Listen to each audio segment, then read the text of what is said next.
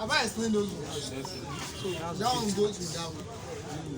After these wires are moved, I've told you how the wire can move. I use one end and one end. Another way we connect this wire, Nemtech has what they call standard electric sensor that are different. It's also made up of 1.5 mm cables. Standard electric fence Wire is different from this.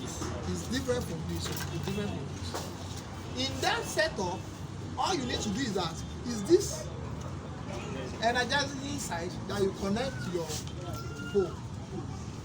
But in this setup now, you now need two arcing rod.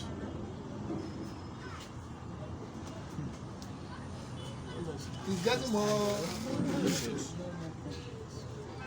Anyone that you find more easier for you, use it. In this setup now that I'm going to now, all you need to, you are not running two wires again.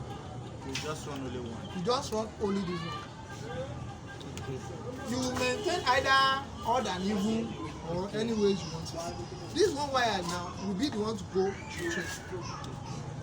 On the S side, you connect your wire and connect it to your arcing rod on the ground. That's arcing rod number one. Close to the poles, again,